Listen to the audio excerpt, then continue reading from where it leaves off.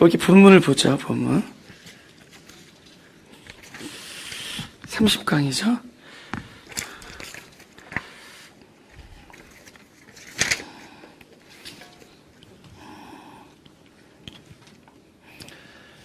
네.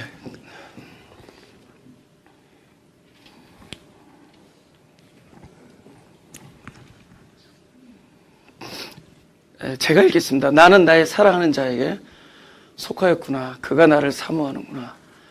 나의 사랑하는 자야. 우리가 함께 들러가서 동네에서 유숙하자. 우리가 일찍 일어나서 포도원으로 가서 포도움이 돋았는지 꽃술이 퍼졌는지 석류꽃이 피었는지 보자. 거기서 내가 나의 사랑을 네게 주리라. 합한 채가 향기를 토하고 우리 문 앞에는 각양 귀한 실과가 새것 묵은 것이 구비하였구나. 내가 나의 사랑하는 자 너를 위하여 사둔 것이로구나. 마태복음에 보면은 천국은 새 것과 헌 것을, 옛 것을, 묵은 것을 이렇게 창고에서 이렇게 꺼내다 놓는 집주인 같다, 그런 구절이 있잖아요, 그죠? 새 것과 옛 것, 헌 것, 그죠? 그래서 그런 종류의 단어가 언약에서 나오죠. 새 언약, 옛 언약, 또 새 생명, 옛 사람. 보라, 이전 것은 지나갔더니 새 것이 되었도다. 그죠? 계속 그게 대비가 됩니다. 또 어디서 그런 게 나오죠? 맷돌을 두 여자가 갈고 있다가 하나는 올림을 당하고 하나는 버려둠을 당한다. 하나는 올라가고. 사람들이 휴거라네. 아니, 휴거 아니, 그런 거 아니에요. 휴거 그런 게 아니라 한 사람 안에서 옛 것은 항상 옛 것이 물러가면은 새 것이 등장하는 거죠. 여러분, 우리 물이 어떻게 흘러요? 이렇게 이런 옹달샘 같은 데 보면은 누군가 뜨면은 그 빈 공간을 새로운 게 채워지잖아요. 그것은 이미 있었던 것이 현재의 것이 옛 것이 되는 일을 통해서 새 것이 출현하는 겁니다. 그러니까 새 것이라는 것은 어떻게 출발되는 거냐? 반드시 옛 것의 종말을 기초로 해서 오는 거예요. 그래서 기독교에서 우리가 말하는 종말은 우리는 껐떡 안 하는데 이 지구가 멸망하는 게 종말이 아니라 우리 안에서 옛 것이 계속 사라지는 거예요. 옛 것이 사라지면서 새 것이 계속 오면서 생명은 계속 그렇게 움직이는 겁니다. 그죠? 지금의 현재 거예요. 지금은 새 건데 이 새 거는 반드시 또 옛 것이 되어서 사라집니다. 근데 그 사라짐은 새로운 것에 이렇게 새로운 것이 등장하는 그 발판이 되는 거예요. 그래서 지금 이 아가서 7장의 맨 마지막 절입니다. 이 아가서는 8장으로 끝나는데 맨 마지막에 이 옛 것과 새 것을 내가 줄을 위해서 구비한다라는 이야기로 끝나는데 제가 이제 미리 이 흐름을 알려주기 위해서 그것을 이제 미리 좀 설명을 해두는 겁니다. 그죠? 여기 써 있잖아요. 우리의 문 앞에는 각양 귀한 실과가 새 것, 묵은 것이 구비하였구나. 옛 것과 새 것. 나중에 이제 알게 돼. 도대체 옛 것과 새 것이 무엇인지. 왜 창고에서 계속 새 것과 옛 것을 실어다 나르는지. 그리고 남자가 둘이서 침대에 자고 있었다. 그 두 다른 남자가 아니라 한 남자 안에 우리 옛 존재와 새로운 존재를 그렇게 대비한 겁니다. 그래서 하나는 버려둠을 당하고 하나는 그러니까 하늘적 요소, 영적인 존재, 영생하는 존재와 그다음에 우리 계속 반드시 종말해야 되는 존재를 이렇게 나누고 그 경계를 항상 우리가 종말이라고 하죠. 종말을 사이에 두고 계속 새로운 것이 나에게 흘러 들어오는 것, 이걸 생명이라 그래요. 우리는 그 생명을 누리면서 사는 거예요. 그런 일이 벌어지고 있어요. 제가 말로 설명할 뿐이지 실제로 여기 안에 있는 모든 사람들에게는 이런 메커니즘이 계속 일어나고 있습니다. 안 그러면 우리는 산자가 아니에요. 그래서 오늘 이 아가서 7장을 통해서 우리가 누구냐? 속한 자라는 겁니다. 우리 10절을 보면 하나님께 속한 자라는 거예요. 자기가 그걸 알아요. 내가 누구냐는 걸 알았습니다. 어떻게 속하느냐? 저기 어린아이를 보면은 딱 엄마를 보면 엄마 닮았네. 좀 이따 아빠 보면 아니 아빠네 그러다 헷갈리죠. 왔다 갔다. 그래서 엄마 닮았네, 아빠 닮았네. 그러니까 둘이 연합이 돼서 하나가 나온 거예요. 그래서 근데 사실 우리들이 말할 때 자녀를 볼 때 저게 나라고 얘기할 수 없어. 나를 닮은 거죠. 그죠? 그러나 이 영적 결합은 그보다 더 가까운 거예요. 예를 들면 우리가 흙으로 지어졌는데 흙에 씨앗이 뿌려지고 물이 내리면 그건 밭이 됩니다. 흙에 그냥 비만 내리는데 씨앗이 없으면은 그 흙은 재앙의 장소가 돼요. 근데 거기에 씨앗이 뿌려지면은 그것은 밭이 돼요. 그건 밭이라는 것은 생명을 계속 산출한다는 거죠. 그래서 나라는 흙이라는 존재가 하나님께서 씨앗을 뿌림으로 밭을 만들어서 생명을 계속 만든다. 근데 그것에 무엇이냐? 씨앗이 들어와야 돼요. 근데 씨앗과 밭의 결합이 돼서 새로운 게 나와요. 근데 이 새로운 거 나온 거는 밭과 별개의 것이 아니라 밭의 생명의 연장이에요. 이 밭이라는 것의 생명의 연장입니다.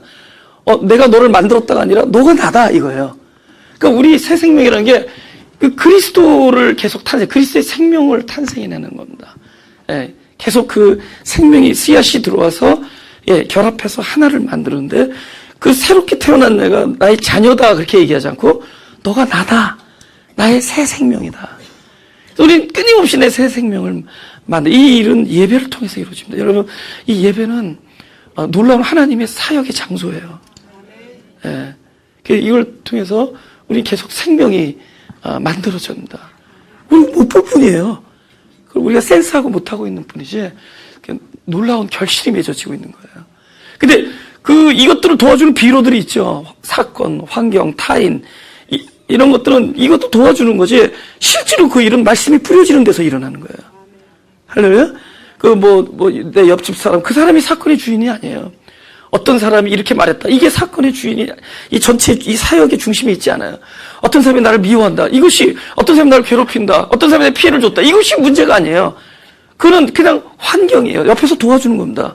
근데 진짜 일은 나에게 씨가 뿌려졌다는 사건이에요. 아마 그 일들은 내가 씨가 뿌렸다는 증거이기도 합니다. 나 안에 하나님께서 일을 하시고 계시다는 얘기예요. 내 안에 그 엄청난 일이 예배를 통해서 이루어지고 있다는 거예요. 이 예배를 통해서 이것이 결실을 맺게 하기 위해서 다른 일들이 그냥 주어지는 겁니다. 그죠? 근데 가장 중요한 것은 나라는 밭에 생명이 뿌려졌다. 씨앗이 뿌려졌다. 그겁니다. 내 자녀가 날 속을 썩인다. 그거 이 사건의 중심이 아니에요. 그죠? 내가 지금 큰 일을 당했다. 그것도 중심이 아니에요. 중요한 것은 나에게 하나님께서 씨를 뿌리셨다는 거예요.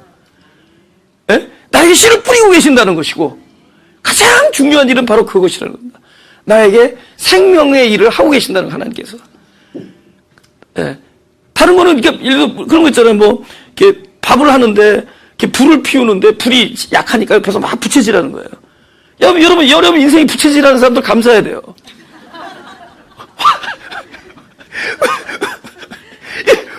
불길을 올려주는 거지. 이게 웃네. 영어 동시통역 잘한다, 야, 너.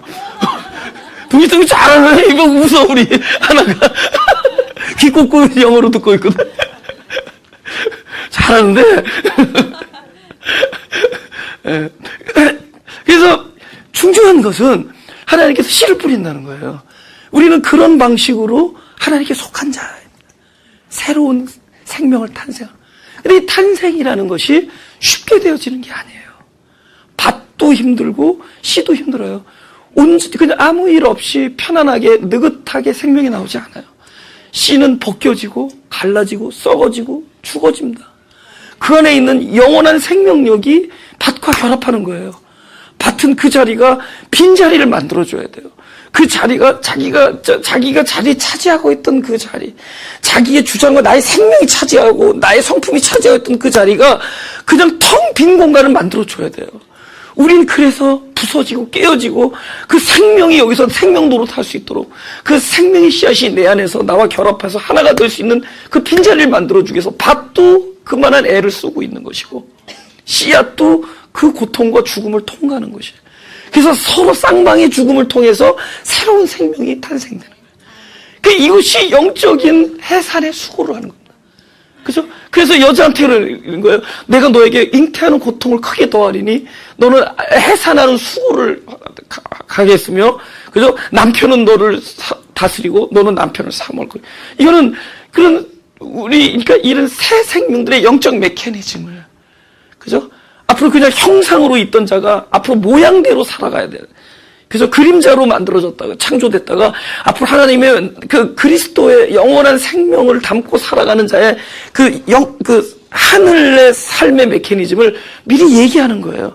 근데 그걸 얘기하는 것을 듣는 자가 지금 마치 죄를 지어서 하나님께서 이놈하는 식으로 들리니까 우리에게는 그것이 징계로 들리는 거지만 하나님 우리를 징계하는 것이 목적이 아니라 징계의 모습을 통해서라도 당신 나라 그 삶의 원리를 우리에게 심어주는 겁니다. 그래서 우리는 그분을 사랑하고 그분은 우리를 다스리고 통치하고 나를 주관하고 그리고 나는 생명이기 때문에 그분의 자녀를 낳아야 되는 자이기 때문에 우리는 늘 이런 영적 해산의 수고, 영적 산고를 우리는 겪는 거예요. 그리고 고통, 그 잉태의 고통 속에서 그 아이를 낳는 겁니다. 그리스도라는 생명의 씨앗으로 낳는 거예요. 이 해산의 수고를 했기 때문에, 예? 그 고통과 고민과 그 속에서 아이를 낳기 때문에 이것이 이제는 더 이상 혼자 살아있는 존재가 아니라 살리는 자로 사는 거예요. 그죠? 제가 그냥 집안에서 그냥 성경 어디 무슨 주석이나 예를 들면 보고 뭐 이렇게 뭐 연구해가지고 이렇게 뭐 성경을 뭐 헬라로 쪼개가지고 그렇게 해서 그냥 뭐 해가지고 여러분에게 뭐 성경을 전하면은 그냥 이것만 남아요. 야, 똘똘하다. 이것만 남아요. 근데 이 말씀이 막 내 안에서 내 영혼 안에서 막 그 말씀 때문에 내가 막 고통을 겪고 곤란해하고 고민하고 고립되어지고 고민하고 그저 막 고독하고 하면서 이 과정을 겪어서 생명이 나와서 전해지면은 그거는 또 다른 생명 안에서 씨앗이 돼서 꿈틀거릴 거예요. 할렐루야. 그죠? 우리 젊은 전도사님들도 많고 그러지만 앞으로 설교를 했는데 그냥 뭐 지식이나 여러분 지식을 하면은 여기 지시성 가진 사람들 많아요. 어떻게 당해낼 거야? 그죠? 지식으로 낳는 거예요. 복음으로서 나는 해산의 수고를 곁에서. 그래서 우리 이 속해 있는 자들은 늘 탄생의 수고를 하는 겁니다. 그래서 그 곤란한 환경 속에서 가장 중요한 일이 되어지는 거예요. 다음에 이건 무슨 목회자의 설교 안에만 있는 것이 아니라 각자의 입술과 마음과 영혼 속에서 우리는 이 일이 날마다 표현되는 거예요. 이 일이 벌어지는 것이고. 할렐루야. 그러니까 속한다라는 걸 어떻게 표현하냐? 에레미야서에서는 이렇게 해요. 4장 4절에는. 속하는 걸 이렇게까지 얘기한다. 유다인과 예루살렘 거민들아 너희는 스스로 할례를 행하여 너희 마음 가죽을 베고 나 여호와께 속하라. 그러니까 할례와 속하는 문제를 이렇게. 그래서 유대인들은 뭐 누구 집 아들이냐로 속하게 유대인이라고 그러지 않아요. 할례 했느냐 안 했느냐. 할례. 근데 그때는 의식이지만 우리에게는 진짜 실제 할례가 이루어지는. 그래서 나 옛자가 끊임없이 밭이 진짜 자기 일을 비우는 역사, 밭이 자기 자리를 내어주는 역사. 그렇다는 얘기예요. 죽는다는 거잖아요. 살아있으니까 그 자리를 내가 차지하고 있었는데 나의 그 부분이 끊임없이 깨어져 나가고 부서지고 죽는 그 공간은 바로 그분이 들어와서 새 생명을 낳는 자리가 될 거예요. 그러니까 이 과정이 우리에게 옛사람의 껍질이 벗겨지는 거예요. 옛사람이 진짜 베어지고 벗겨지고 찢어지는 그 고통 속에서 결국 속사람의 영광이 드러나는 거예요. 할렐루야. 새 생명이 타잖아요. 그렇지 않으면 우리는 결국은 일반적인 그냥 신의 은혜와 은총이 없는 곳에서의 삶의 메커니즘 속에 있게 된다. 그렇지 아니하면 만약에 속한 일이 없다면은 속하지 않은 자들은 어떤 방식으로 사느냐? 너의 행악이 분노가 돼요. 여러분 우리의 행악이 하나님의 분노로 이어진다라는 것은 우리에게 구원이 없다는 거예요. 우리의 행악으로 인하여 우리에게 결과가 주어진다는 얘기는 우리에게 아무런 은혜와 구원의 역사가 없다는 겁니다. 우리는 그런 방식 속에 있지 않냐고 똑같은 우리의 행악이 하나님의 눈에는 십자가를 통해서 보여지는 거예요. 십자가를 통해서 보여지는 똑같은 죄라도 전 죄인이구나. 저 죄인은 죄라는 것이 문제가 아니라 저의 지금 사망이 드러난 거구나. 사망이 드러나게 하기 위해서 법을 주었더니 법 때문에 죄인이 되는구나. 저건 내 자식이구나. 그래요. 내 자식이 죄가 드러났다는 얘기는 내 자식의 사망이 나타난 거예요. 그럼 그것에 대한 반응이 구원이에요. 하나님은 반드시 자녀에 대하여 그의 현재 처한 상황에 대하여 반응하시는 거죠. 흑암에는 빛으로 혼돈에는 뜻과 경륜으로, 공허에는 충만하심으로, 그죠? 사망에는 생명으로, 그들의 죄에 대하여 그는 생명으로 다가서는. 그러니까 똑같은 우리의 처지가 하나님의 눈에는 반드시 십자가를 통해서 비추어지는 거예요. 우리가 만약에 성숙해지잖아요. 뭐 아직 저도 굉장히 미숙해요. 그래서 미숙하고 그러다가 미성숙하고 그러다 이제 성숙해지겠죠. 성숙하면은 우리가 사람들을 대할 때 그 사람들이 뭐 한 일, 그 사람들이 결정한 일, 그 사람들이 현재 한 말로 보지 않고 그 모든 일들을 십자가를 통해서 보겠죠. 그리스도의 은혜와 은총의 눈으로 보겠죠. 그러면 어떻게 해요? 모두의 평강과 화목과 희락이 있겠죠. 하나님 우리를 그렇게 바라보니까 우리가 은혜와 진리 안에서 살고 있는 거예요. 은혜와 진리 안에서. 속한 자들. 그죠? 근데 여기 속함에 대하여 너희가 이렇게 해서 속하는 문제가 아니야. 이 할례는 본인에 의해서 행해지는 게 아닙니다. 본인에게 누군가가 행하는 거예요. 하나님의 거룩한 손에 의해서 우리는 날마다 영적 할례를 당함으로 그분께 속하는 자가 되고 영적 해산을 통해서 우리는 그분에서 새 생명 안에서 그분과의 하나가 됨을. 할렐루야. 우리 요한복음 4장 10절. 제가 이거 여러 번 얘기했지만 이건 4형식이 3형식으로 바뀌어야 된다 그랬죠? 그에게. 이거 똑같아요. 단어가 똑같아요. 아우톤이라는 그 인칭 목적격 대명사예요. 아우톤이 딱 들어가면서 보세요. 내가 누구에게 무엇을 이러잖아요. 누구에게 하면 무엇이 반드시 가야 돼. 목적이 두 개. 그러면 만약에 이제 하소시 내 이해를 듣게요. 내가 늘 하던 짓이 내가 아내에게 용돈을 그러면은 무엇이 목적이겠어, 솔직히. 용돈이 목적이잖아요. 내가 아내에게 용돈을 구했다. 그러면 용돈이 목적이잖아요. 목적이 두 개가 떠버렸으니까. 근데 내가 아내에게 하면서 딱 하나님께서 생활 환경을 통해서 그 용돈 부분을 이렇게 주랍시켜버려. 무엇을 이런 걸 자꾸 주랍시켜요. 그러니까 내가 주님께 무엇을 계속 구했는데 그 무엇이라는 부분이 자꾸 떨어져 나가. 이거 고통이라 그래요, 우리가.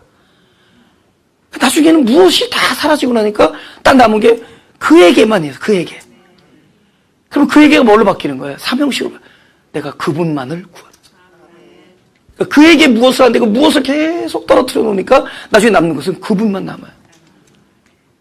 그분을 구하는. 이거 정확하게 여기서 번역을 하면 예수께서 대답하여 가르쳐요. 네가 만약 하나님의 선물과 또 내게 물 좀 달라는 이가 누군지 알았다면 내가 그분을 구했을 것이요. 그분이 생수를 주었으리라. 그러면 그분에게서 무엇을 떨어뜨리는 방도는 뭐죠? 그분이 누군지를 아는 거예요. 내가 구하는 자가 누군지 알게 되면은 나중에 그분을 구하지 그분에게 구하지 않아요. 그래서 그분에게의 신앙이 그분으로 바뀌면서 우리는 그를 사랑하는 자가 됩니다. 그게 속한 자예요. 그분만을 사랑하는 자. 근데 창세기 12장 1절. 다 읽고 시작. 여호와께서 아브라함에게 이르시되 너는 너의 본토 친척 아비 집을 떠나 내가 네게 지시할 땅을 알아. 이 떠나라는 단어가 있다면 그러니까 성경에서 너무나 많은 사람들이 이렇게 하나님의 부르심을 입자마자 여태까지 살아오던 그 터전을 떠나는 일들이 생겨요. 살아오던 방식으로부터 떠나고 살아오던 어떤 그런 습관으로부터 멀리 떨어지게 되고 또 친근하고 익숙해졌던 사람들로부터 멀어져 간다. 계속 그래왔잖아요. 성경에 나온 거의 모든 인물들이 그래요. 아브라함도 그렇고 야곱도 그랬고 또 요셉도 그랬고 다윗도 그랬고 사도 바울도 그랬고 그 많은 사람들이 그리고 여기 좀 보세요. 참 자기 라이프를 볼 때 언제나 내가 하나님을 만나고 하나님과 특별한 교통의 어떤 딱 출발이 되었고 나서 라이프를 한번 보세요. 뭔가 내가 그냥 옛날의 방식으로 옛날에 익숙해 있던 데서 계속 살아가는 모습이 아니라 자리를 옮긴다든가 또 많은 사람이 나를 떠난다든가 또 어떤 일이 있어서 나 혼자서 고립이 돼 있다든가 고독한 곳에 와 있게 됩니다. 떠나는 일들이 있어요. 그렇죠? 근데 또 떠나 있을 때 그 순간에는 몰라. 이것이 축복인지를 몰라. 그때는 몰라요. 근데 나중에 어느 시간이 지나서 깨우침이 있다 보면은 내가 그 시간이 내게 있어서 너무 반드시 필수적인 시간이었고 하나님이 블레싱을 위해서 예비한 시간이었고 이 시간이 있었기 때문에 내가 하나님을 집중할 수 있었다는 걸 알게 돼요. 이 시간이 있었기 때문에 하나님을 집중할 수 있었다. 근데 이런 외적인 떠남이 어디까지 또 발전되느냐? 우리 어떤 그 내면적인 그 어떤 그 하나님의 사역 안에 이렇게 인도가 됩니다. 그러니까 모든 일은 이렇게 계속 진전된다는 거야. 그죠? 그래서 그분의 부르심을 잊고 내가 어떤 환경적으로 떠나 있는다든가, 그죠? 내가 환경적으로 떠나 있는데, 그래서 사람들로부터 고립되어 있는다든가, 그래서 너무 고독해요. 황량한 벌판에, What am I doing here? 이렇게. 그곳에 있으면서, 그죠? 근데 있으면서 많은 것들을 이렇게 우리가 잊게 되죠. 때로는 버리게 되죠. 예. 그러면서, 예. 더 많은 시간과 더 많은 관심을, 예. 나에게 응답하실 수 있는 유일한 분, 나와 대화하시기를 원하는 유일한 분, 그분의 포커스를 하게 됩니다. 그 과정 속에서 나중에 이 안의 것이 또 다스려져요. 그러니까 우리는 자기도 모르는 사이에 무의식적으로 내가 좋아하는 게 있단 말이에요. 뭐죠? 자기 자신. 우리가 얼마나 자기 자신을 사랑하는 줄 아세요? 저는 난 나를 통해서 알았어요. 자기 행동을 사랑하고, 자기의 말을 사랑하고, 자기의 의견을 사랑해요. 그래서 우리가 막 이 상처를 입는 거예요. 예, 타인이 나에게 부정적인 부분을 이야기했을 때 우린 막 치명적인 상처를 입는데, 근데 그 치명타를 입히는 거는 타인이 아니라 자기를 사랑하는 자기예요. 그 자기 행동을 사랑하고 자기의 생각을 사랑한데도 우리가 진짜 한 주님 안에서 그분의 인도하심 속에 없으면 우리는 더욱더 공공하게 자기를 사랑하는 사람으로 살다가 죽어요. 이제 그 누구 하나 나에게, 그래서 어떤 사람을 좋아하느냐? 내 사랑을, 내가 나를 사랑하는 것을 옆에서 지지해주는 사람을 사랑해. 그런데 무슨 일인지 알죠? 근데 제일 힘든 게 뭔지 알아요? 당신 다 맞는데 요거는 틀렸다고 얘기할 때 제일 힘들어요. 금세. 그럼 왜냐면 누구나 마찬가지예요. 나도 마찬가지고. 누구나 마찬가지예요. 예, 굉장히 순간적으로. 그건 마치 치명적인 피해를 입었다는 생각을 해요. 그건 자기를 사랑하기 때문에. 얼마나 여러분, 제가 제 스스로 거울을 보면은 어떻게 말하는 줄 아세요? 인물 좋다. 제대로 붙어 있다. 이렇게. 아무도 그렇게 얘기하는데 나는 그렇게 얘기해요. 자기의 걸음걸이, 자기의 목소리, 아니, 목소리는 아닌 것 같아요. 근데, 굉장히 자기중심적이고 이런 사람들이, 그죠?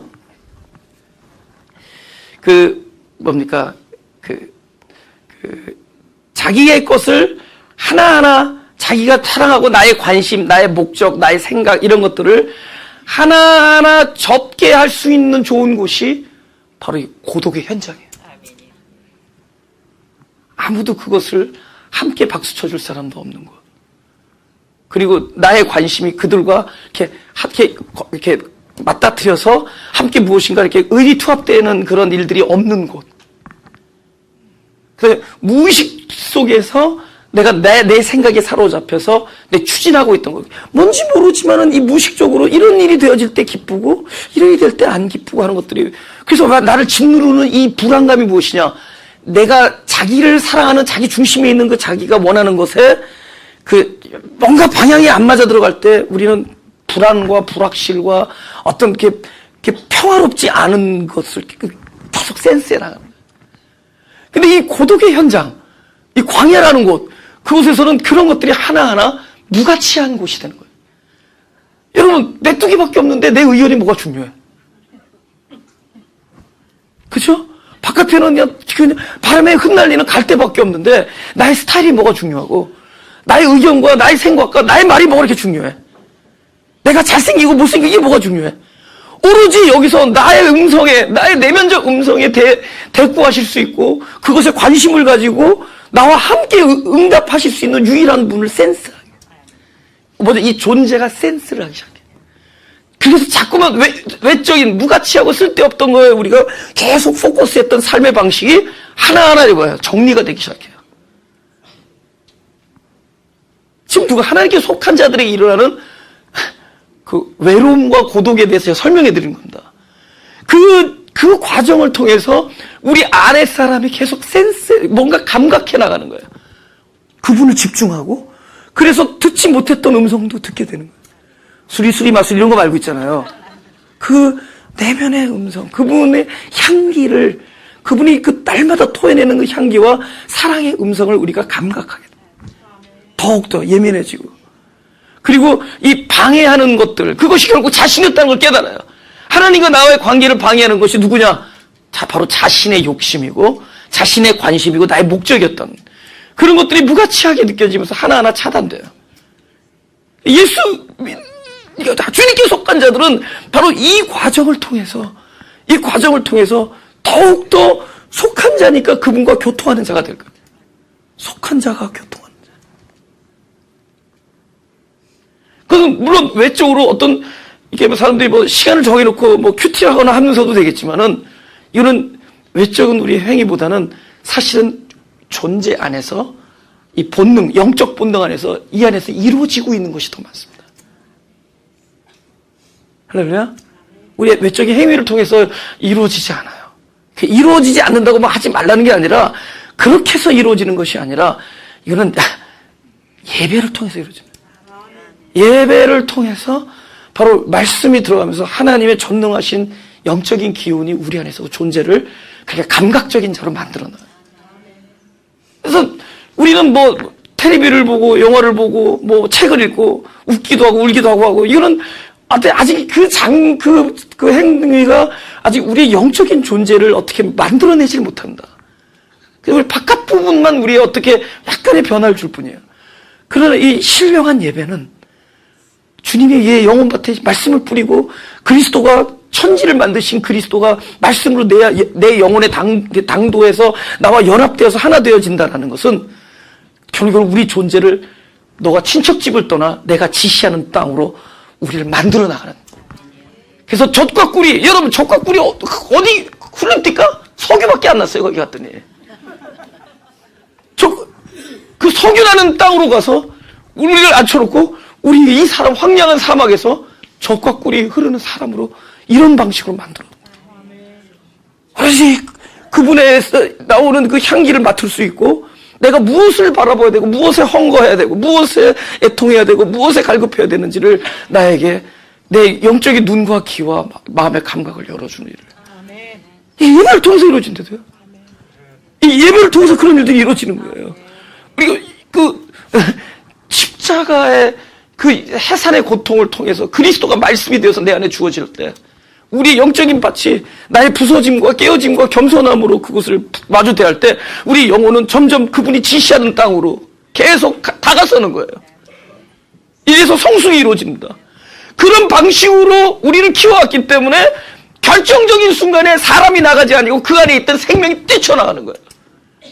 그 누구예요? 스테반이 얼마나 하나님 말씀을 충만했는지 알 수가 있죠. 설교를 쫙 하잖아요. 설교 다 하시고 그리고 그들이 던지는 돌에 맞아 죽습니다. 그래서 던지는 돌인데 어떻게 사람이 사람에게 돌을 던지면서 그렇게 악할 수가 있어요. 그 순간에 그는 사람이 나가지 아니하고 안에 들어왔던 영적인 그 발전이 이 사람으로 하여금 충만한 그리스도를 토해내게 만들어요. 그래서 십자가 하셨던 말씀을 그대로 해요. 저들이 자기가 하는 일을 알지 못합니다. 저들의 죄를 용서하여 주옵소서. 그 순간에. 그러니까 우리가 지금은 미숙해요. 우리가 지금은 아직 우리의 존재가 아직도 미숙해. 아직도 자기 사랑과 자기 생각과 자기 관심에 우리는.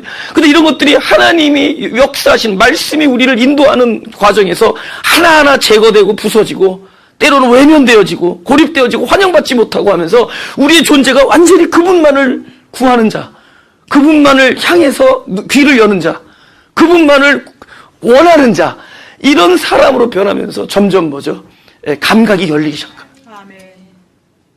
그래서 하늘에 속한 자가 되어가는 거예요. 영에 속한 자가 되어가는 거예요. 할렐루야? 점점 하나님께 속한 자가 되어요.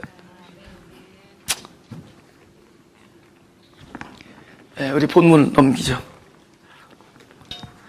11절 다 같이 시작. 나의 사랑하는 자야, 우리가 함께 들러 가서 동네에서 유숙하자.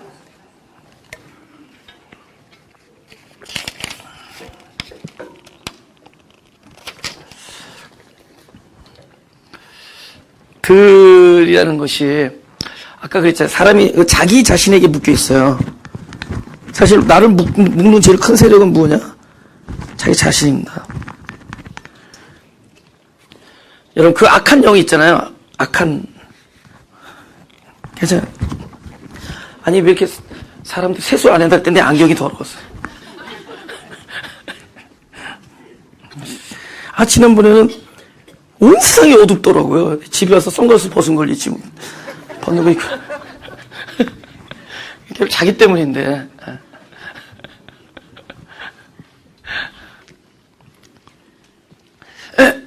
자기 안에 묶여 있거든요.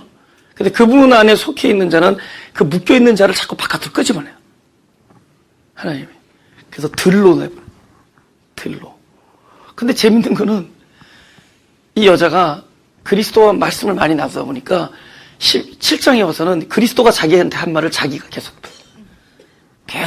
그리스도가 나한테 한 얘기를 내가 그 안에 내가 그러니까 함께라는 단어와 들로 함께 가자. 근데 그거는 뭐죠? 사실 이 여자 입을 통해서 얘기했지만 여자가 한 말이 아니라 그분이 여자에게 집어넣어준 말을 하는 거예요. 그러니까 들은 말을 하는 거예요. 그죠? 아벨이 양의 첫 새끼와 기름을 어떻게 내놓습니까? 양의 첫 새끼와 기름을 일평생 동안 하나님의 사랑을 통해서 공급받았기 때문에 받은 것을 마음에 가득한 것을 말하는구나. 네. 들이라는 것이 무엇인가를 먼저 보겠습니다. 우리 창세기 4장. 가인이 그 아우 아벨에게 고하니라. 그 후 그들이 어디 있을 때? 들에 있을 때 가인이 그 아우 아벨을 쳐 죽이니라. 여호와께서 가인에게 이르시되 내 아우 아벨이 어디 있느냐? 그가 가로되 내가 알지 못하나이다. 내가 내 아우를 지키는 자니이까. 가라사대 네가 무엇을 하였느냐? 내 아우의 핏소리가 땅에서부터 내게 호소하느니라.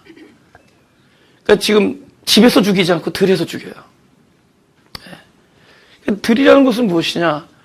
몰랐던 자기 자신이 누구냐라는 것을 알게 해주는 완전 퍼펙트한 장소예요. 그 통제가 없잖아요. 그 우리가 어떤 행위를 하잖아요. 내가 이렇게 이런 사람 만났을 때 이렇게 예의 있게 한다. 그러니까 난 예의 바른 사람이다. 그건 자기는 몰라서 그래요.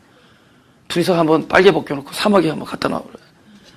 그죠? 막 배고프고 막 햇빛이 내리쬐는데 진짜 먹을 것도 없고 입을 것도 없고 추운데 그때 반응할 때 이분이 예의가 바른지 안 되는지 알 수가 있어요. 그러니까 들은 아무런 통제가 없는 곳이에요. 근데 하나님께서 우리를 거기서 또 출발하게 만들어요. 그럼 거기서 무엇을 발견하느냐? 내가 어떻다라는 걸 보게 돼. 내가 결국에는 형제를 미워하고 살인하는 자구나. 여기까지 드러나는 거예요. 그죠? 그곳은 가인에게 입장에서는 벌써 뭐가 드러나죠? 나는 살인자에게 드러나죠. 아벨에게는 어떤 일이 일어나죠? 그 살인에 의해서 또 죽음을 당하죠. 그건 연약함이거든요. 그 들은 그 나의 연약함과 나의 앵거와 나의 살인적인 성품과 나의 나만을 사랑함과 그런데도 자기를 또 방어할 수 없는 부족함 이런 것들이 다 드러나요. 그죠? 그동안에 알고 봤더니 내가 이 용기가 어디서 났느냐? 알고 봤더니 우리 삼촌이 싸움을 잘해서 그랬던 거야. 예를 들어 우리 삼촌 말하는 게 아니라 예를 들어서 내가 어떤 애가 내가 그랬잖아. 옛날에 진돗개를 키웠는데 자기보다 2배만한 그 알래스카 허스키가 3마리 있는 데서 이렇게 하고 있다 내가 딱 나타나니까 갑자기 꼬리를 탁 세우더니 그 앞으로 행진을 해. 이렇게 쪼르르 흘러가면서 그 다음에 오줌을 칙칙 싸면서 가는 거야. 3마리 앞에서. 근데 내가 속으로 이게 남이 꾸르는데 저 울타리가 열리는 순간 너랑 나랑 죽었다. 근데 혼자서 가만히 있다가 내가 딱 나타나니까 내가 주인이었거든요. 이 꼬리를 딱 세우더니 그 털을 쫙 세우더니 갑자기 으르르 거리면서 3마리한테 그 행진을 하는 거 앞에서 앞에는 울타리 쳐 있고 뭘 날 믿고 그런 거예요. 믿을 게 따로 있지. 근데 우리 진돗개가 실력이 언제 나타나냐? 내가 없을 때, 울타리 없을 때 한번 만나보라 그래. 그때 자기의 비겁함과 용기 없음과 그리고 자기가 얼마나 연약해서 죽을 수밖에 없음을 깨우칠 수 있어요. 그런데 속한 자는 그 죽음에 대하여, 오케이. 히브리서 11장 4절. 믿음으로 아벨은 가인보다 더 나은 제사를 하나님께 드림으로 의로운 자라 하시는 증거를 얻었으니 하나님이 그 예물에 대하여 증거하심이라. 다 같이 시작. 저가 죽었으나 그 믿음으로써 오히려 말하느니라.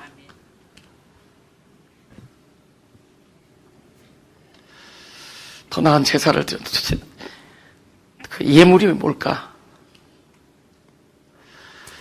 아벨은 죽었어요. 들에서. 근데 죽었지만 죽은 게 아니다 그러죠. 말한대요. 그럼 죽었으나 말하면 말하는 자가 죽은 자가 아니겠죠. 죽은 자에서 새롭게 살아난 자겠죠. 성도의 죽음은 우리의 연약함이 드러나는 곳에서의 나의 죽음은 그리스도의 부활로 이어지고 그리스도의 부활이 이어질 때 곧 내 자신이 산제물이 됩니다. 살아있는 제물. 살아계신 그리스도가 곧 내가 될 때 그것을 산제물이라고 해요. 그 산제물이 되기 위해서는 나의 죽음이 기초가 되겠죠. 나의 죽음 위에 그리스도가 살아나는 것 그 자체가. 그럼 여기서 뭐예요? 더 나은 제사 뭐예요? 결국은 자기 자신이 제물이 되는 거예요. 내가 죽고 그리스도가 살아나는 것. 더 나은 예물이 됩니다. 할렐루야. 그것이 들이대는 거예요. 근데 마태복음 21장 38절 41절. 농부들이 그 아들을 보고 서로 말하되 이는 상속자니 죽이고 그 유업을 차지하자 하고 이에 잡아 포도원 밖에 내어 쫓아 죽였느니라. 그럼 포도원 주인이 올 때 이 농부들 어떻게 하겠느냐? 저희가 말하되 이 악한 자들을 진멸하고 포도원은 제때 실과를 바칠 만한 다른 농부들에게 새로 줄지니라. 이거 마태복음에 나오는 그 포도원 비유거든요. 그래서 포도원에 저기 새를 보더러 종들을 보냈더니 막 죽이는 거예요. 그래서 아들을 보냈더니 아들도 죽여버려요. 근데 아들을 어디서 죽이냐면 포도원 밖에서 죽여요. Yes. 성문 밖. Yes. 왜 그러느냐? 더 이상 포도원이 어디에 있는 장소가 아니라 울타리가 쳐져 있는 그 곳이 아니라 이제는 그 그리스도가 죽은 곳, 그리스도가 죽은 그곳이 성도들의 죽은 곳 그곳이고 성도들이 죽은 그곳은 그리스도가 살아나는 곳이죠. 그분의 그리스도가 죽은 그 장소는 성도들이 죽은 그곳에 가서 당신의 부활의 영으로 부활의 생명으로 일어날 곳이죠. 그러면 그 성도가 진정한 참 포도원이 되는 거죠. 더 이상 울타리로 쳐져 있는 포도원이 아니라 그가 있는 곳이 포도원이 되는 거죠. 할렐루야. 이제는 여기 있다 저기 있다 하는 포도원이 아니라 어디에 있는 포도원이 아니라 바로 포도원 밖 안에 있다가 바깥에서 그 들에서 바로 그 자리 네가 있는 그곳을 하늘로 만들어 주시고 그곳을 하나님의 참된 포도원으로 만들어 주시고 하나님의 거룩한 성전으로 만들어 주신 거죠. 이제는 더 이상 그림자가 아니라 실제가 되는 거예요. 그죠? 진리. 여러분 이제는 더 이상 지형적인 거 문화적이고 민족적이고 그런 거 하나도 안 중요해요.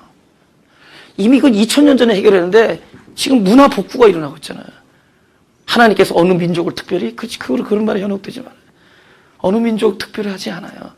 어떤 사람들, 마음이 가난한 사람들, 심령에 애통한 사람들, 상한 심령을 가진 자들, 당신 없으면 살 수 없으면 고백하는 자들. 그죠? 이제는 더 이상 장소나 민족이나 핏줄이 아니에요. 그건 중요하지 않아요. 이제는 그 사람이 어디서 태어났든, 남미에 있든, 저기 몽골 사람이든, 저기 러시아, 시베리아 벌판이든, 어디 doesn't matter, 아프리카에 있든, doesn't matter.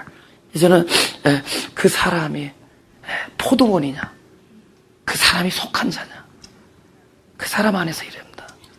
할렐루야? 예. 뭐 이스라엘 땅에 뭐 어쩌고 다 이거 아직 땅이 편편하다고 보기 때문에. 근데 그렇다고 뭐 그렇게 말하는 사람들 무시하면 안 돼요. 예. 그냥 사랑하면 됩니다. 왜냐면 땅은 편편하게 봤지만 어떤 사람은 둥근 걸 봤거든요. 둥근 걸 본 사람은 편편한 걸 본 사람을 사랑할 수 있어요. 그러나 그걸 너무 주장하는 데는 현혹되면 안 돼. 그죠? 뭐 이스라엘 땅이 어떻고 뭐 중동이 어떻고 뭐 전쟁이 터지고 아마겟돈이고 그건 그런 얘기가 아니에요. 하나님이 관심 있는 건 천하보다 귀한 한 사람이에요. 할렐루야. 예. 지금 심령이 그죠? 심령에 지금 애통한 자들이에요. 거기에서 하나님께서는 지금 그 하늘을 만들려고 하는 참된 포도원을 만들려고 하는 포도원. 그래서 안에서 바깥으로 나가는 거예요. 그래서 계속 우리가 무엇인가 틀에 잡혀 있었던 자가 이제는 진리의 자체로 나와요. 묶여있던 자가 자유해지는 것이고 그림자에서 실제를 얻는 것이고 그림자에서 실제를 얻는 거예요. 예. 근데 신앙이 진리가 된 거야. 진리. 그리스도가 나를 찾아올 때 물론 진리 보이진 않지만은 여러분 생명나무 선악과 어느 게 선악과는 보인단 말이야. 생명나무는 안 보여. 진리니까 우리가 돌아보는 것은 보이는 것이 아니요. 근데 그건 반드시 보이는 것으로 먼저 나타나요. 선악과를 통해서 롤이 다른 거야. 보이는 것은 우리를 죽여오고 죽인 곳에 보이지 아니하는 것이 와서 살아나는. 여기 뭐예요? 이 악한 자들을 진멸하고 제때 실과를 바칠 만한 다른 농부, 그게 포도원이에요. 그 농부가 새로운 포도원이 되는 것이다. 할렐루야. 그 다음 절 보죠. 우리가 일찍 일어나서 포도원으로 가서 포도음이 돋았는지 꽃술이 퍼졌는지 석류꽃이 피었는지 보자. 거기서 내가 나의 사랑을 내게 주자. 그러면 보세요. 이제 관심이 들로 나간 다음에는 나가 있는 자기 자신이 그분과 함께 나가 있는 내 자신이 포도원이 돼요. 이제는 포도원을 보자 해서 특별히 어떤 곳에 가서 포도원을 보는 것이 아니라 너랑 나랑 손잡고 함께 가자. 나는 너에게 속하였고 너는 나를 사랑하는구나 하는 그분과 함께 있으면 내가 어디에 있든지 내 자신이 포도원이 돼. 그곳은 농부이신 하나님께서 일하시는 곳이 돼요. 그럼 저건 뭐예요? 그분의 하셨던 일을 보자는 거야. 내 안에서 그분이 하시는 일을 보자. 요한복음 1장 14절. 요한복음 1장 14절. 말씀이 육신이 되어 우리 가운데 거하시며 우리가 영광을 보니 아버지의 독생자의 영광이요 은혜와 진리가 충만하더라. 2000년 전에도 이 일이 일어났지만 오늘도 일어나고 있습니다. 어디 안에서? 대답을 여기가 제일 잘했어. 자신있게. 지금도 말씀이 육신이 돼요. 그리스도가 내 안에서 그러면 내 안에서 포도에 우물 피우고 꽃을 피게 하고 석류나무 열매를 맺게 하는 그 영광을 보자는 거예요. 그분이 하시는 일을 내 안에서 통찰할 때 이것이 그리스도의 영광이고 이 삶이 은혜와 진리가 충만한 삶이다. 말씀이 역시 이게 어디를 통해서? 예배를 통해서 이루어지는 예배. 그래서 예배가 신령과 진정으로 드리는 예배. 신령, 이게 뭐냐? 영 안에서 뜻입니다. 진정, 진리로 뜻입니다. 그러니까 영 안에서 진리로 이 예배가 될 때 예배한다, 예배 드리는 거 아니에요.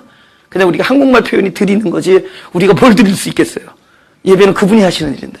그 사실 예배 보는 게 예배 드리는 것보다 더 맞는데 또 그렇게 얘기했다가 내가 되게 어떤 분한테 굉장히 혼난 적이 신학교 다닐 때 예배 본다 그랬다. 그 목사님한테 나한테 막 그런 거야. 요즘 신학생들이 말부터 고쳐대. 뭐요? 그랬더니 예배를 드려야지 어떻게 보냐. 그래서 집에 와서 연구를 해봤어요. 그랬더니 결론은 내가 맞았구나. 영광을 보는 거예요. 독생자의 영광을 보는 거예요. 그분이 이 안에서 꽃을 피우고 um이 피어나고 열매가 맺는 것들을 보는 겁니다. 그분이 하신 일을 보는 거예요. 할렐루야. 말씀이 육신이 되어 보니까 은혜와 진리가 충만한 거예요. 이 예배를 통해서 예배에서 그분의 영광을 보는 것이고 예배 안에서 그분이 하시는 일을 보는 거예요. 내 포도원 안에서 그분이 하셨던 일을 보는 거예요. 하시고 계시는 일을 보는 거고. 은혜와 진리가 충만하더라. 여러분, 우리 마지막 절 보자.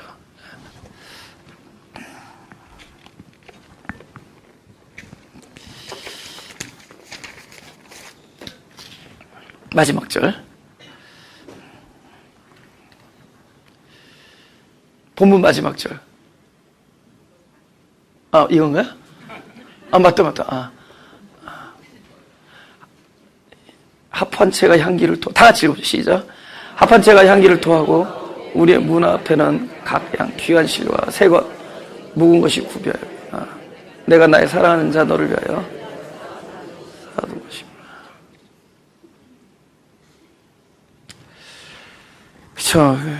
그분과 속해서 하나가 되어서 그분이 하는 일을 보니까, 자세히 보니까 이런 것들이 있는 거예요. 내 문 앞에 새 것과 옛 것이 계속 채여져 있는 거예요.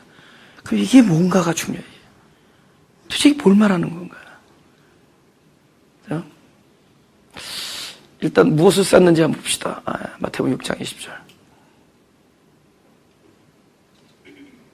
다시 시작. 오직 너희를 위하여 보물을 하늘에 쌓아두라. 거기는 좀이나 동록이 해하지 못하며 도적이 구멍을 뚫지도 못하고 도적질도 못하느니라. 보물이 그리스도거든요. 내 안에 내가 보물이 그리스도가 될 때, 우리가 보물이 뭐 여러 가지 있었잖아요. 근데 그리스도가 나의 보물이 됐을 때 그 사람의 마음이 뭘까요? 저기 써 있어요. 하늘이죠. 그러니까 보물을 하늘에 쌓아두라 할 때 바로 그 얘기입니다. 그리스도가 너의 보물이 될 때 네 마음이 하늘이다. 그럼 뭘 쌓겠어요? 그리스도를 쌓는 거죠. 할렐루야? 그러니까 내 안에 쌓이는 그리스도가 벌레가 볼 때 뭐가 먹을 게 있겠어요? 도둑이 뭘 도둑질할 게 있겠냐고. 그들에게는 보물이 아니잖아요. 보물이 아니잖아요. 그렇죠? 우린 그리스도가 보물인데. 그래서 계시록에 나오는 그 하늘나라의 무슨 참 그리스도를 이야기하는 겁니다. 뭐 실제로 그런 보석이 있지 않아요. 거기서는 그게 보석이 아니라 폐품이에요. 그렇죠? 어떤 사람이 자기가 뭐 기도 중에 천국을 갔더니 뭐 저기 있잖아요. 그 화장실 이 뚜껑이 24K더래요. 근데 거기서는 그게 보물이 아닌데. 그 사람 하늘나라에서 이 땅으로 와야지만이 보물이야. 거기서는 보물이 아닌데. 그 사람의 마음이 이미 하늘이 안 됐기 때문에 하늘에 가서도 그는 지옥 같은 삶을 사는 거예요. 내 마음이 보물이, 내 마음이 하늘이 돼야지. 그럼 없으나 있으나, 그러니까 그리스도가 보물이 될 때 내 마음이 하늘이에요. 그러니까 그는 늘 누구를 쌓는 거냐? 그리스도를 쌓는 거예요. 할렐루야. 그런데 흐르는 거죠. 우리가 쌓는다라는 것이 이게 제가 이제 1년 전에 구두를 만약에 샀는데 1년 전에 산 구두를 1년 동안 신고 다니다가 누구 딱 친구를 만났는데 내 새 신발 봐. 이거 미쳤다 그러죠. 그때는 새 신발이었지만 이제는 낡은 신발이 됩니다. 근데 이 낡은 신발이 언제 대체되느냐? 이것이 더 이상 신을 수 없어서 이게 버려질 때, 그럼 버려지면은 뭐예요? 구두는 뭐예요? 나는 종말이다 그러잖아요. 구두에게는 종말이에요. 그죠? 근데 구두에게 종말이, 근데 그곳에 어때? 새 구두가 얹혀지죠. 그러니까 우리 하늘이, 그죠? 새 하늘이 되는 거예요. 옛 것으로 종말을 구할 때 새 하늘이 됩니다. 근데 이것이 두 가지예요. 첫째는 생명이기 때문에 계속 옛 것이 지나가고 새 것이 와요. 그러니까 그러면 옛 것의 부서짐이 있고, 두 번째는 이런 과정을 통해서 새 것이 점점 더 큰 새 것이 돼요. 그럼 큰 것이 되기 위해서는 예를 들면 이런 거예요. 우리가 처음에 자그마한 돌을 지을 때 돌을 집을 만한 힘이 없을 때가 있어요. 그러면 이 돌을 집을 만한 힘이 없는 내 존재가 사라져야지 더 큰 존재가 나타나서 그 돌을 집을 거예요. 그럼 그 옛 존재는 사라지는 거죠. 무엇에 대한 죽음을 통해? 그 작은 돌에 대한 죽음을 통해 사라지잖아요. 그럼 근데 이 새로운 존재는 돌은 들었어. 그러나 바위를 들 수 없어. 그럼 이 새 존재는 바위 앞에서 또 뭐죠? 죽은 사람이 되는 거죠. 그 바위에 대해서 죽은 사람이 있기 때문에 그곳엔 또 더 큰 바위를 들 수 있는 새 사람이 나타나죠. 근데 새 사람은 바위에 대해서는 새 사람이 되었지만 이제 더 큰 게 나타나. 산이 나타나. 산을 움직일 힘이 없어. 그럼 산을 딱 보는 순간 나는 죽었다. 근데 그 사망의 자리는 또 새 것의 출현이 초래가 되는 것이에요. 이런 방식으로 우리는 점점 하늘나라를 아주 얄팍한 주님의 십자가 앞에서 도망가던 제자에서 출발해서 나중에 예루살렘 광장 앞에서 목숨을 내걸고 설교하는 자로 변하는 거예요. 그 안에는 뭐죠? 새 것과 옛 것이 끊임없이 계속 반복되어 가면서 사라지고 생기고 사라지고 생기면서 그럼 더 큰 자로 변해왔던 거예요. 그럼 나를 처음에 살렸던 살렸지만은 옛 것으로 사라지는 그 조차가 뭐죠? 말씀이에요. 말씀이 내 안에 왔다가 새 것으로 왔지만 또 죽은 자가 되는 거예요. 나를 죽이는 자가 되고 더 큰 존재 앞에 그러다 또 말씀이 와요. 그러니까 결국 이 말씀 새 것, 옛 것이 전부 동일한 한 존재야. 그리스도. 이게 헷갈려 됐어요. 바로 이거예요. 그래서 동일한 일이에요. 우리는 선악과 생명나무 이걸 좀 분리하는 경향이 있어. 하나. 근데 먼저 선악과로 와서 선악과의 일을 감당하고 그래서 선악과의 일이 뭐죠? 나의 죽음이 드러나죠. 나의 죽음이 죄로 드러나죠. 그래서 그곳은 뭐죠? 보이지 않던 진리의 생명나무가 말씀으로 찾아오는 곳이 되죠. 같은 동일한 거예요. 말씀이에요, 말씀. 똑같은 이웃을 사랑하라는 말씀. 여러분, 이웃을 사랑하라는 말씀이 어떤 말씀 앞에서 사망이 되는 줄 아세요? 원수를 사랑하라. 지금 이웃을 사랑하라는 말씀이 나를 죽여요. 나한테 찾아와요. 그 선악과로 온단 말이에요. 난 죽어, 이 말씀에 대하여. 이웃 사랑할 수 없어. 그 죽은 곳에, 나의 죽음이 드러난 곳에서, 죄로 드러난 곳에서, 결국 이웃을 사랑하라는 아까 그 말씀이 내 안에서 부활해서 이웃을 사랑하는 자로 만들어요. 근데 이웃까지 사랑할 수 있었던 자가 이제는 원수를 사랑하는 말씀이 딱 오는 순간에 나는 결국 옛사람이 돼요. 죽어. 원수를 사랑할 수가 없어. 그 죽는 곳에 아까 원수를 사랑하라 나를 죽였던 그 말씀이 원수를 사랑하는 자의 존재가 돼요. 내 안에서. 그래서 끊임없이 옛 것이 지나가고 새 것이 오고 옛 것이 나오고 그래서 같은 말씀이지만 먼저 율법으로 오고 그 다음에 나를 살리는 부활의 생명으로 오고 또 그것이 율법이 돼요. 어느 순간에 그것이 부활의 생명으로 오면서 끊임없이 아버지 집에서 새 것과 옛 것을 끊임없이 실어다 나르는 삶이 내 안에서 일어나. 주님께 속한 자들은 그러면서 결국 원수까지도 사랑하고 자기를 향해서 돌을 던지는 자들에게 저들이 하는 일을 모릅니다. 저들이 저를 용서하소서라는 사람으로까지 변해요. 그래서 내 안에서 옛 것과 새 것이 끊임없이 반복되면서 내 안에서 실어 날라줬기 때문에. 할렐루야. 보물. 그 과정에 있어서 우리가 말하는 이 죽음이 뭐냐는 거예요. 죽음. 그죠? 우리 그냥 꼴딱 죽으면 됩니까? 하나님께서는 원래 우리를 형상으로 출발했지만 모양대로 만들어요. 형상을 따라 모양대로. 이거 너무 다른 단어예요. 모양과 형상. 형상은 그림자란 뜻이에요. 예표. 설계도. 모양이 본체예요. 첼렘과 드무트란 단어입니다. 그래서 모양대로 하기 위해서 형상, 처음에 쉽게 말하면 재료가 자기의 재료의 모습을 끊임없이 주장하고 있는 한, 그것을 고집하고 있는 한 절대로 모양대로 되지 않아요.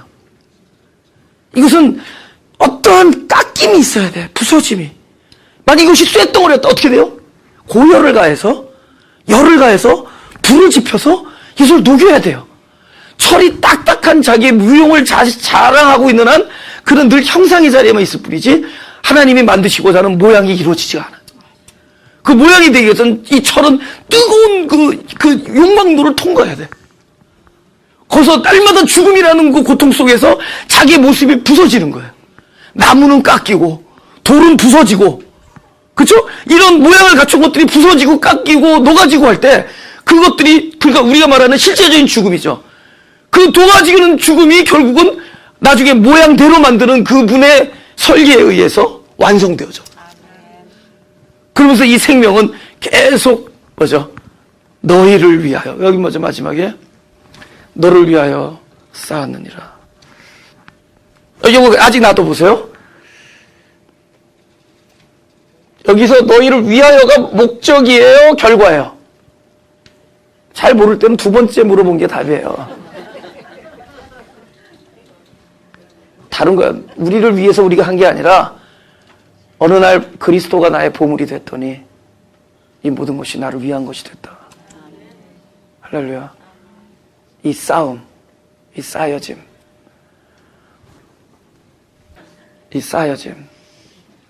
그죠? 우리에게 지금까지 저희가 들려주었던, 하나님께서 저희 수통에서 들려줬던 말씀은 결국은 무엇을 증명하느냐? 내가 그리스도께 속한 자요, 하나님께 속한 자라는, 그 속한 자에 일어나는 모든 일들은 내가 계속 내 안에 있는 쌓여지는 보물 그리스도, 그분이 때로는 나를 죽이는 율법의 말씀으로 오시지만은 결국 그 죽음의 현장은 당신 스스로 살아나는 곳이 되고 새 것과 옛 것이 끊임없이 움직이면서 결국은 하나님의 모양대로 우리를 완성해 나가는 농부의 열심이 이루어지는 곳이 된 것입니다. 하나님께서 이 예배를 통해서 당신이 하시는 일들을 우리와 함께 볼 수 있게 해주시니 감사합니다. 때로는 우리의 고립과 고독이 당신이 우리를 안에 꽁꽁 묶여있던 자들을 진정한 내 자신, 이 존재가 하나님 나라의 포도원이 되게 하기 위하여 우리를 바깥으로 끌어내시고 인도하시는 하나님의 손길인 것을 우리로 이렇게 알게 해주시니 감사합니다. 이 하나님의 손길의 현장에서 오로지 당신을 구하게 하시며 당신의 하시는 일을 센스하게 하시며 하나님의 사랑과 하나님의 은혜와 진리를 그것만을 바라볼 수 있는 그런 겸손한 자의 귀와 눈을 우리가 가질 수 있게 하여 주옵소서. 이 모든 것이 하나님의 은혜임을 감사하고 하나님의 은혜임을 찬양하는 삶이 되게 해주시고 내 인생에 일어나는 모든 일들이 그 안에 중심에 내가 있지 아니하고 그리스도가 있는 삶, 그 삶이 우리의 삶이 되게 하여 주옵소서. 감사드리며 예수 그리스도의 이름으로 기도드렸습니다.